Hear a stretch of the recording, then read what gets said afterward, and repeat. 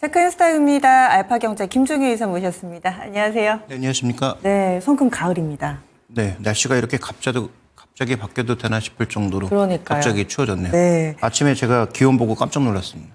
20도대죠. 저희 동네에서 나오는데 15도 이렇게 나오던데요. 아침 기온. 네네네.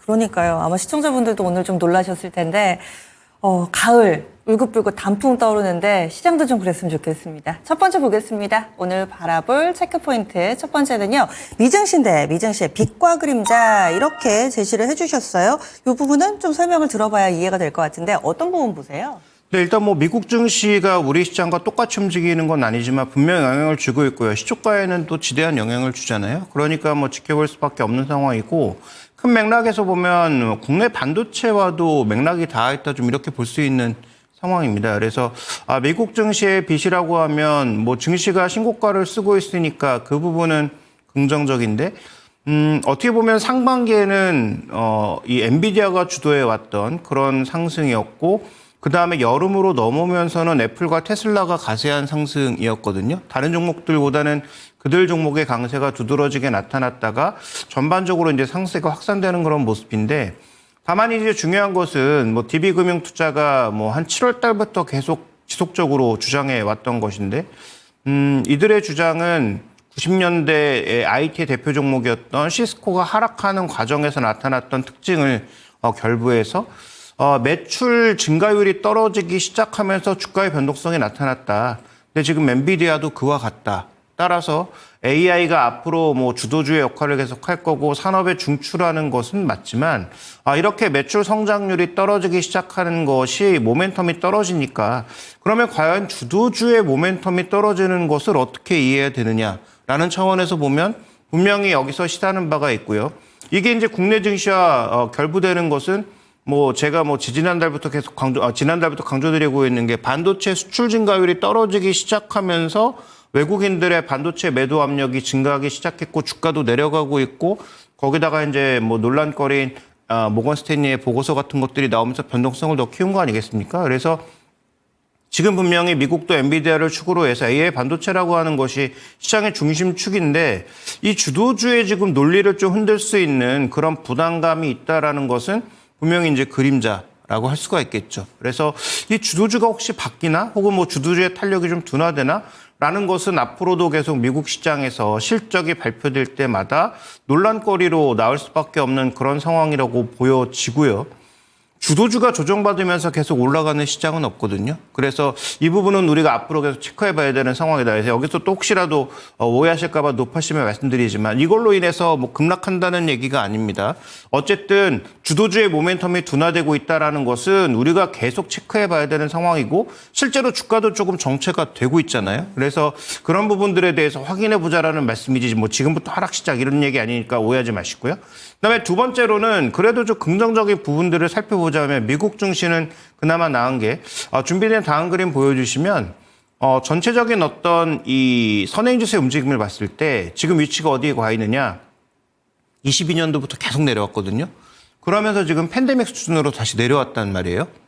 그러면 지금 이 팬데믹까지 내려온 이 수준에서 과거로 되돌려 보니까 두 번의 급락 수준이 있었죠. 경기 선행지수가 뭐 80, 70 수준까지 떨어진 두 번의 지점이 있어요. 저 두 번의 지점이 다 뭡니까? 네, 시스템 리스크거든요. 그러니까 99년도에 나타났던 IT 버블, 그다음에 2008년도에 나타났던 금융위기. 그러니까 그런 상황이 아니라면 선행지수가 저기까지는 떨어지지 않는다라는 거고요. 그다음에 또 하나 지금 그 거의 100 수준까지 내려왔던 그 전저점이 팬데믹이란 말이죠. 그러니까 여기서 지금 선행지수가 계속 떨어지니까 결국은 5%까지 높여놨던 정책금리를 빠르게 떨어뜨리기 시작하면서 다시 경제가 돌아나갈 수 있을 것이라는 그런 기대감을 부여하고 있다는 건 긍정적이죠. 그러니까 미국 증시에서 최근에 변화가 나타나고 있는 건 상반기 한 7월 달까지는 IT, 그 소위 얘기하는 M7 외에 별로 볼만한 종목군들이 없었는데 7월 달부터 종목군들이 막 바뀌기 시작하면서 월마트 같은 게 신고가 들어오고 종목군들의 수준이 막 바뀌고 그다음에 그 신고가에서 굉장히 도태되어 있었던 러셀 2000 같은 것들이 밀고 올라왔단 말이죠. 그러면서 시장의 변화가 나타났다라는 것을 우리가 한번 주목해 볼 필요가 있을 것 같은데 그러면 여기서의 정책 효과가 끝나는 게 아니고 지금 예상하고 있는 게 올해 말에 4.4, 그다음에 내년에 한 3.7 이 정도로 예상하고 있으니까 올해 기본적으로 100bp 인하는 가는 거고 그다음에 내년도에도 추가적으로 인하할 거라고 한다면 여기서 가장 중요하게 봐야 되는 핵심 포인트는 이 금리 인하가 이익으로 돌아오는 종목이 어떤 종목이냐가 핵심 포인트라는 거죠. 그러니까 이런 거 상관없이 그냥 무한 성장하고 있는 종목군들은 이런 걸 따질 필요가 없는 거예요. 그런데 지금 엔비디아조차도 과연 이런 성장을 할 수 있을까에 대해서 고민이 되는 지점에서 결국 금리가 내려가는 상황이다 보니까 금리 인하에 가장 큰 수혜를 받을 수 있을 만한 종목군들이 미국 시장에서 또 움직이고 있다는 게 핵심 포인트고요. 자, 그럼 마지막 그림으로 정리를 해볼까요? 그렇다면 이런 빛과 그림자 속에서 우리가 뭘 봐야 되느냐? 결국은 우리가 주목해 봐야 될 건 며칠 전부터 제가 강조드리고 있는 상황입니다만 다른 걸 지금 별로 보실 필요가 없다. 결국은 이익이다라는 거죠. 그러니까 저 그림에서 뭐 복잡해 보이지만 글자들 다 빼고 확실한 거 한 가지가 뭡니까? 미국 기업들의 이익이 계속 성장하고 있었다라는 거예요. 그래서 전체적인 밸류는 계속 등락을 거듭하고 있지만 기업 이익이 성장하는 그런 측면에서 전체적으로 실적이 늘어나는 종목군들은 잘 버텨왔고 미국 시장이 계속 올라올 수 있는 하나의 틀을 만들어 왔다는 거죠. 그래서 최근 들어서 보시면 뭐 산업재 이런 것들도 여전히 신고가에 있고요. 러셀 2000도 신고가 영역에 있고요. 그다음에 주요 종목군들 중에서 건설주들 지난 금요일 날 조정을 크게 받았습니다만 미국의 주택 건설주나 이런 것들이 일단 움직이고 있단 말이죠. 그렇다면 우리가 지금 주목해 봐야 되는 포인트는 5월 달부터 제가 와서 강조한 내용입니다만 IT에 그렇게 집중하실 필요가 없다라는 거죠. 엔비디아에 더 이상 그렇게 목매달고 거기에만 집중하실 필요가 없고 결국은 금리 인하에 수익이 좀 올라갈 수 있는 종목군들을 살펴봐야 되고 그다음에 주도주의 이탈이 좀 강해지는지 이 두 가지 체크 포인트를 가져가야 되는 상황이라면 국내도 마찬가지다. 결국은 뭐 삼성전자, SK하이닉스 당연히 중요한 종목이고 뭐 반도체를 포함한 종목군들이 중요한 종목이지만 거기에다가만 너무 이렇게 올인을 하시기보다는 시장의 변화에 좀 능동적으로 대응할 수 있는 우리나라에서 또 이익이 좀 증가하고 있는 그런 종목군들로 좀 바라보실 필요가 있겠다. 어찌 보면 국내 시장에서 나타나고 있는 상대적인 코스닥 시장의 강세 중에 일부 종목군들도 저런 흐름을 좀 반영하고 있는 게 아닌가 이렇게 봐야 될 것 같습니다. 네, 지금 미증 씨가 보여주고 있는 좋은 점, 안 좋은 징후 이렇게 같이 좀 점검을 해주셨네요. 주도주의 지위가 흔들리고 있다는 점은 부정적이지만은 경기 선행지수가 어느 정도 좀 하락할 만큼 하락을 했고 또 반등에 대한 가능성을 엿보인다라는 점 긍정적. 따라서 결론은 이익이 시장 상황 상관없이 증가하는 종목을 보자라고 의견을 주셨어요. 크게 좀 밑그림을 그려봤다면 이제 세부적으로 좀 들어갑니다. 두 번째 체크 포인트입니다. 네, 두 번째 방산주로 넘어가겠습니다. 방산은 LG넥스원이 지난주 후반에 좀 굵직한 이런 내용들을 내놨죠. 이에 따라서 조금 전에 레포트에서도 목표가 상향 조정이 나오기도 했습니다. 여기에서 방산주 전체적으로 투자 아이디어를 좀 얻어보자면요. 네, 일단 원래 천궁 수주가 UAE에서 나오기 시작하면서 뭐 중동 쪽에 추가적인 수주가 있지 않겠느냐라는 기대감이 있었는데 이런 기대감이 실제화되고 있다는 거죠. 그러니까 지금 방산주의 핵심 포인트는 뭐 미국 대통령이 누가 되든 말든 국제적 분쟁이 조금 증가하기 시작하고 전 세계 경찰 역할을 했던 미국이 어느 정도 해군력을 약화시키고 전쟁에 직접 개입하기보다는 무기를 제공하는 정도로 돌기 시작하면서 결국은 각국이 방위비를 올릴 수밖에 없다라는 게 이제 핵심 포인트라는 거죠. 그래서 뭐 해리스가 되든 뭐 트럼프가 되든 실제로 뭐 그렇게 크게 바뀌지 않는다라고 보고 있지만 어쨌든 방산주의 전반적인 수출은 다시 증가할 수 있을 거라는 믿음이 존재하고 있는데요. 또 하나 이제 중요한 포인트가 뭐냐면 지난 주말에 급등했던 종목 중에 하나가 다른 방산주보다 S&T 다이나믹스가 크게 급등하는 모습을 보였죠. 근데 이 뉴스 핵심 포인트는 결국 국산 파워팩이 들어갈 것이다라는 게 핵심 포인트입니다. 그래서 우리가 지금 수출의 주력으로 갖고 있는 K2 전차와 K9 자주포의 핵심 포인트는 그 안에 들어가는 엔진까지는 우리가 만들지만 그 기어, 그러니까 변속기를 우리가 만들지 못해서 독일 거를 지금 가져다 쓰고 있는 상황이잖아요.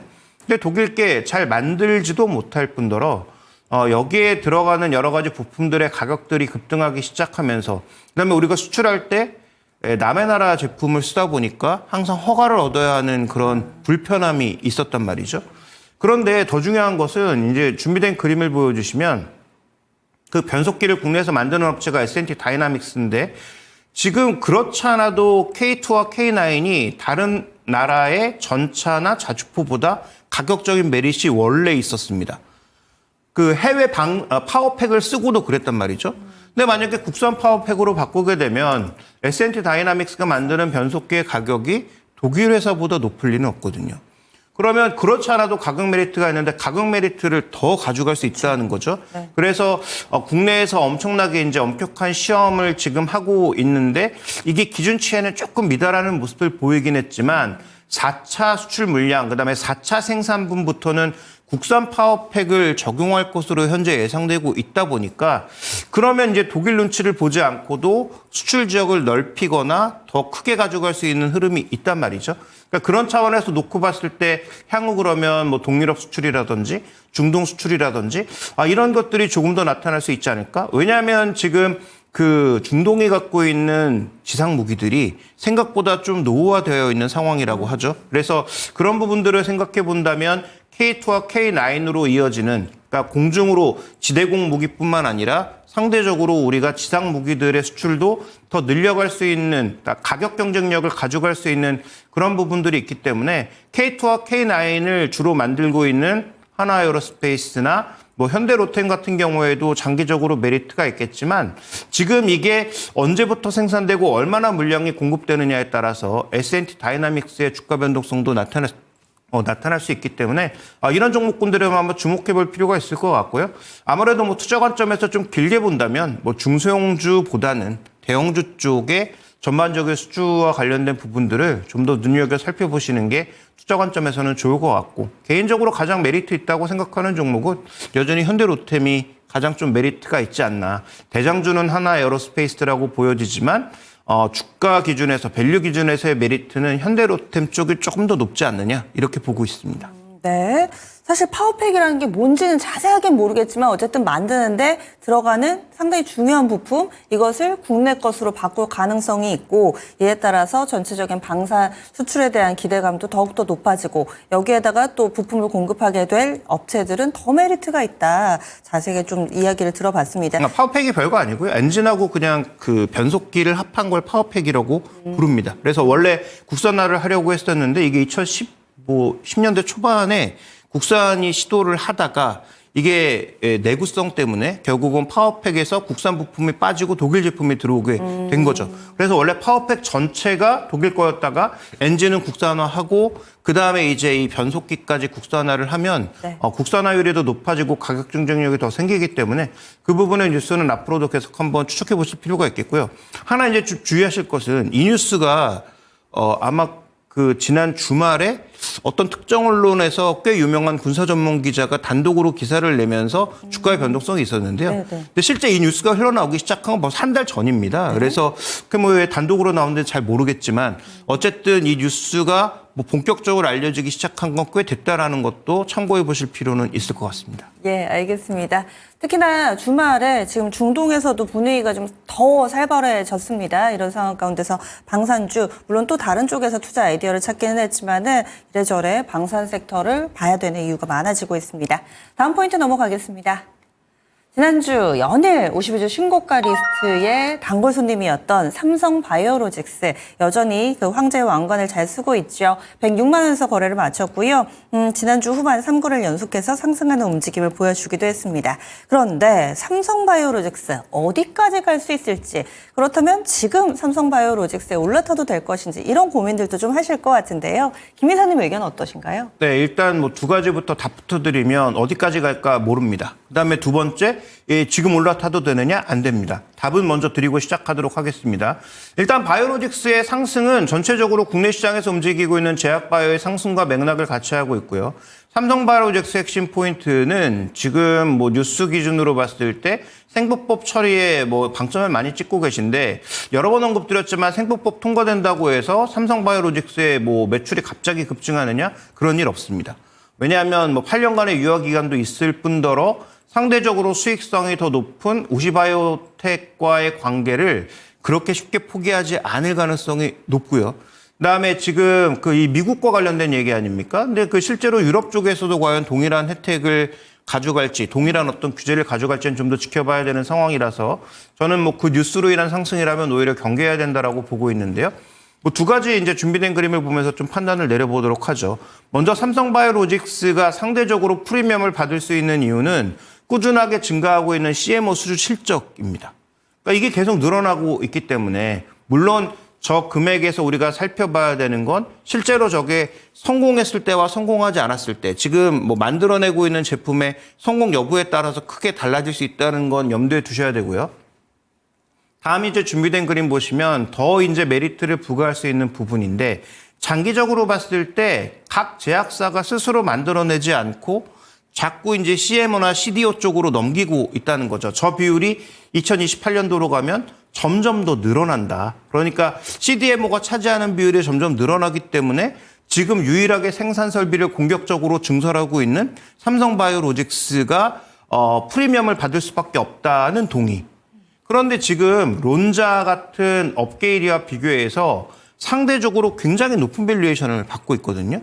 그럼 이 밸류에이션을 계속 정당화하려면 어떻게 돼야 됩니까? 실적이 계속 어닝 서프라이즈가 나와야 되는 상황이에요. 그런데 주가는 이미 높아졌고 기대감도 같이 높아지고 있는 상황이라는 거죠. 그래서 지금 목표가를 제시하고 있는 증권사들의 목표가를 보시면 110만 원에서 120만 원 내외 정도거든요. 그럼 현재 주가 대비해서 그렇게까지 큰 메리트가 아닙니다. 달성된다고 하더라도 말이죠. 물론 뭐 더 높은 가격으로 갈 수도 있고 뭐 생보법 효과 때문에 더 주가가 강세를 보일 수도 있겠습니다만 지금 론자와 벌이고 있는 이 갭은 프리미엄이기는 한데 이 갭이 벌어지면 벌어질수록 리스크가 확대되고 있다라고 해석해 보실 필요가 있는 거고요. 그러니까 앞으로 론자보다 삼성바이오로직스가 잘 될 거라는 것, 그 다음에 삼성바이오로직스의 지향점이 뭐 신약 개발 쪽보다는 뭐 신약 개발도 어느 정도 하겠지만 어쨌든 지금 제약바이오 쪽에서 특히 바이오 산업 쪽에서 TSMC의 형태를 노리고 있다라는 점에서 장기적으로는 좋게 봐야 되겠지만 저는 프리미엄을 받는 이유와 과도한 갭이 동시에 지금 나타나고 있기 때문에 신규 매수는 쉽지 않다. 그다음에 보유하신 분들도 변동성이 크게 발생할 경우에는 내려와야 되는데 아무래도 그 변동성이 발생할 시점은 두 가지로 예상해 볼 수 있는 거죠. 첫 번째는 생부법이 통과되는 시점, 그다음에 두 번째는 3분기 실적이 발표되는 시점. 분기 실적이 예상치를 채우지 못하면 변동성이 커질 수밖에 없고요. 그다음에 생부법 이슈가 소멸됐을 때 또 변동성이 커질 수 있기 때문에 지금 현재 보유하고 계신 분들은 그 두 가지 이벤트에서 주가가 어떤 모습을 보이는지에 따라 의사결정을 하시면 되지 않을까 이렇게 보고 있습니다. 한편으로 갑자기 든 생각인데 론자 같은 경우 워낙에 시장을 선점을 했던 1위 업체잖아요. 그리고 삼성바이오로직스가 후발주자인데 삼성바이오로직스는 지금도 굉장히 공격적으로 계속해서 증설을 해나가고 있고 그래서 삼성바이오로직스가 뭐 생산력 1위를 할 거다 뭐 이런 포부를 밝히고 있는데 거기에 대해서 프리미엄을 준다면 현재 밸류가 합리화되진 않을까요? 네, 그러니까 그걸 반영해서 상대적으로 높은 밸류를 보여주고 있는 것인데 그다음에 이제 또 하나의 프리미엄 요소를 보자면 실제로 바이오리액터, 이 생산하는 바이오리액터의 용량만 보더라도 대규모 용량을 가장 많이 가지고 있는 것도 삼성바이오로직스고요. 그다음에 이제 글로벌 제약사들과의 관계가 점점 넓어지고 있는 것도 또 하나의 프리미엄 요인이라고 보여집니다. 네. 그래서 우시바이오가 갖고 있는 상당 물량을 장기적으로 삼성바이오로직스가 론자보다 가격적인 메리트로 흡수한다라고 봤을 때 분명히 프리미엄을 받는 것은 맞는데 그런데 소위 1위 업체와의 프리미엄을 계속 벌려나갈 수 있느냐. 이게 계속 벌어질 거냐는 저는 그렇지 않을 거라는 거죠. 네. 지금도 저는 뭐 나름 충분히 벌어져 있다라고 생각하기 때문에 여기서 이제 추격 매수는 쉽지 않다라고 보고 있고 그래서 오늘 말씀드리는 것은 기존에 보유하신 분들이 어떤 포인트에서 바라볼 필요가 있느냐. 세 가지 정도로 정리해드렸는데 일단 뭐 변동성이 발생한 시점 말씀을 드렸고 그다음에 이 프리미엄의 이유가 감소할 수 있는 가장 핵심 포인트는 결국은 실적에 달려있다라고 봐야 될 것 같습니다. 예. 늘 따라가는 논란이죠. 주가가 많이 오르면 비싸다 이런 밸류에이션 논란이 있는데 일단 삼성바이오로직스 가파르게 오른 만큼 이렇게 밸류에이션 측면에서 점검도 해봤습니다. 지금까지 체크앤스탁이었습니다.